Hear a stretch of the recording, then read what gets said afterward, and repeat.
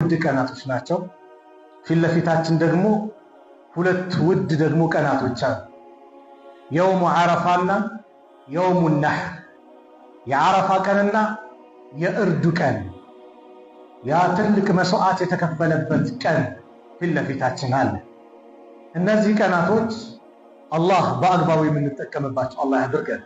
የውሙ ዓረፋ ትልቅ ፈዲላ ትልቅ ደረጃ ያለው ቀን ነው። በባለፈው ፕሮግራም ስለ 10 ቀናቶች ውድ እንደሆኑ አፍደሉ አያም ዱንያ እንደሆኑ ተነጋገርና ለዛሬ ደግሞ እንደው ይሄ ልዩ ቀን ምን እንስራበት በምን እናሳልፈው ለዛሬ ፕሮግራም ያዘን አይደል? አላህ የምንጠቀም አላህ ያድርገን። ወንድሞች፣ አባቶች፣ እናቶች፣ እህቶች የውሙ ዓረፋ የመጀመሪያው አላህ ዲንን ሙሉ ያደረገበት ቀን፣ የመጀመሪያው ዲኑ ሙሉ የሆነበት፣ ሐላል ሐራም የተብራራበት፣ አህካም ህግጋቱ የተሟላበት ቀን። አንድ ይሁዲ ዑመር ኢብኑ ኸጣብ ረዲየላሁ ዐንሁ ጋር መጣና ጣሪቅ ኢብኑ ሺሃብ ነው የሚያስተላልፉት። ምን አላቸው ለዑመር? ያ አሚረል ሙእሚኒን፣ አንቱ የሙእሚኖች መሪ ወይ፣ አያቱን ፊ ኪታቢኩም ተቅረኡነሃ፣ አንድች አንቀጽ አለች በእናንተ መጽሐፍ የምታነቧት። ለው ዐለይና ማዕሸረል የሁዲ ነዘለት፣ በእኛ በየሁዶች ስብስብ ጭፍራ ብትወርድ ኖሮ ለተኸዝና ዛሊከል የውመ ዒደን፣ ይህንን ቀን ዒድ አድርገን እንይዘው ነበር አላቸው ለዑመር። ቃል አዩ አያ፣ የትኛዋ አንቀጽ ናት አሉ ዑመር። ቃል አልየውመ አክመልቱ ለኩም ዲነኩም ወአትመምቱ ዐለይኩም ኒዕመቲ ወረዲቱ ለኩም ልእስላመ ዲና፣ ዛሬ ሃይማኖታችሁን ሙሉ አድርጌላችኋለሁ፣ አሟልቼላችኋለሁ፣ ጸጋዬንም በእናንተ ፈጽሜያለሁ፣ አሟልቻለሁ። ወረዲቱ ለኩም ልእስላመ ዲና፣ ከሃይማኖት በኩል ደግሞ እስልምናን ወድጄላችኋለሁ የምትለው አንቀጽ ናት አላቸው ለዑመር። ዑመር ምን አሉ? ቀድ ዐረፍና ዛሊከል የውም ወልመካን፣ እችን ቀንና ቦታማ እናውቃታለን። አለዚ ነዘለት ፊህ አለ ነቢይ ሰለላሁ ዐለይሂ ወሰለም፣ በነቢዩ ዐለይሂ ሰላቱ ወሰላም ላይ የወረደች አንቀጽ። ወሁወ ቃኢሙን ቢዐረፋ፣ ነቢዩ ዐረፋ ላይ ቆመው የውመ ጁምዓቲን፣ የጁምዓ ቀን ነበረ። ያን ቀን ዙልሂጃ 9 ጁምዓ ነበር።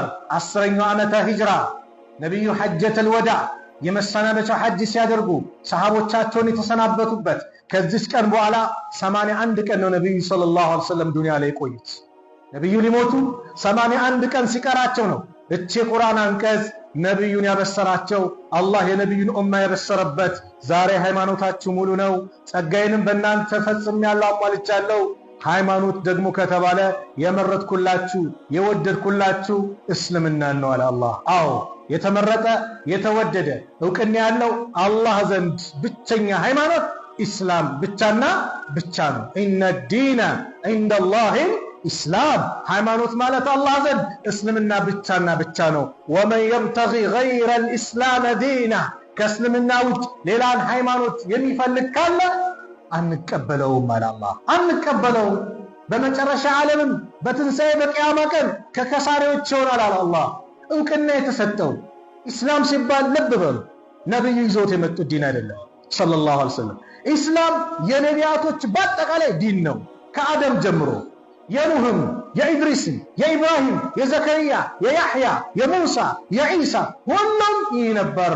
ወለቀድ በዐስና ፊ ኩሊ ኡመትን ረሱላን አን ያዕቡዱ ላህ ወጅተኒቡ ጣጉት፣ በእያንዳንዱ ማህበረሰብ ትውልድ ላይ መልእክተኞችን አስነስተናል አለ አላህ።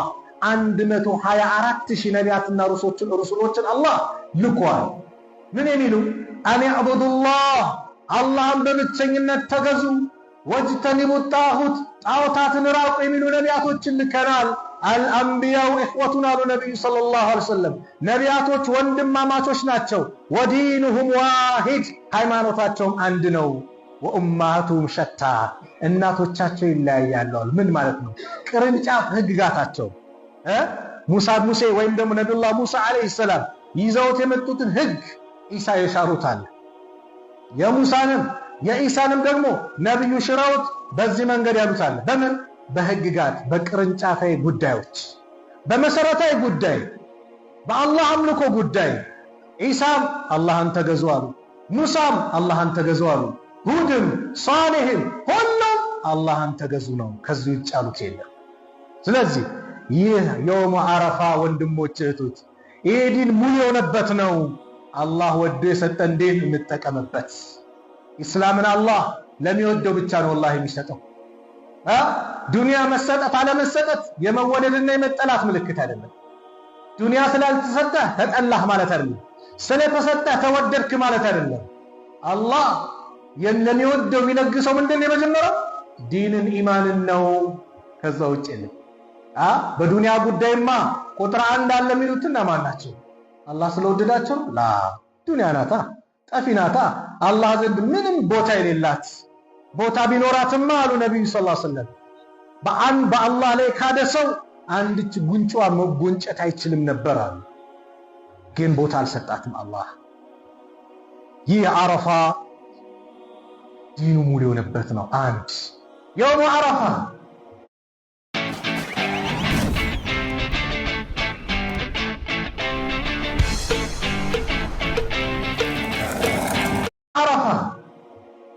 አላህ በመላእክቶች ላይ የሚፎክርበት ቀን ነው። ያ ረብ ያ ረብ ያ ረብ ያ ረብ። ሁላችንም ዓረፋ ላይ አላህ ይሰብስበን። ለበይክ ለበይክ ብላችኋል። ያ ረብ አላህ ዓረፋ ላይ አላህ ይሰብስበን። አላህ አሉ ነቢዩ ሰለላሁ ዐለይሂ ወሰለም በመላእክቶች ኢነላህ ዐዘ ወጀል ዩባሂ መላኢከተሁ ዐሽየተ ዓረፈተ ቢአህሊ ዓረፋ። በዓረፋ ምሽት ላይ ዓረፋ ላይ የተሰባሰቡ ሰዎችን በመላእክቶቹ ላይ ይፎክርባቸዋል። በማን ዓረፋ ላይ በመጡት ከየአቅጣጫው ከሰባቱም አህጉር ቀዩም ጥቁሩም ቋንቋ የተለያየ ሁሉም አንድ ቦታ ላይ በመሰባሰባቸው አላህ ምን ይላል? ፈየቁል ይላል እንዙሩ ኢላ ኢባዲ፣ ወደ ባሪያዎቼ ሲተመልከቱ፣ አተውኒ ሹዕሰን ጉብራን፣ ጸጉራቸው የተንጨባረረ አቧራ የለበሱ ጉስቁል ብለው ይኸው ተሰባሰቡ እኮ መጡ ይላል አላህ። በእነሱ ይፎክርባቸዋል። ያ ረብ እዛች ቦታ ላይ ቆመን አላህ ከሚፎክርባቸው አላህ ያድርገን። ያ ቀን አላህ ባሪያዎችን ከጀሃነም እሳት ሁር የሚልበት ቀን ወንድሞች እህቶች። ያ አላህ በረመዳን በእያንዳንዱ ሌሊት አላህ ባሪያዎችን ከጀሃነም እሳት ሁር ይላል አሉ ነብዩ ሰለላሁ ዐለይሂ ወሰለም አይደል? ነገሩ። የውሙ ዓረፋ ግን ለምንድን ነው ልዩ ነው ከተባለ በአብዛኛው ከጀሃነም ሁር የሚባልበት የውሙ ዓረፋ ነው። እናታችን አይሻ ረዲየላሁ ዐንሃ ምን ትላለች? ባስተላለፉት ሐዲስ የአላህ መልእክተኛ ነብዩ ሰለላሁ ዐለይሂ ወሰለም ምን አሉ? ማ ሚን የውሚን አክሰረ ሚን አን ዩዕቲቀ አላሁ ፊ ዐብድን ሚነ ናሪ ሚን የውሚ ዓረፋ። እንደ ዓረፋ ቀን አላህ ባሪያዎቹን ከጀሃነም እሳት ሁር የሚልበት ቀን የለም።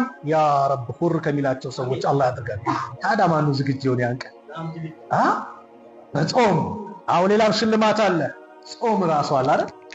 አላህ ይወፍቀው ይህንንም ቀናት ይጾማል። አለዛ ግን በእነዚህ ቀናት ብንዳከምም መቼ ነው ዓረፋ? ሐሙስ ነው አይደል? አዎ ሐሙስ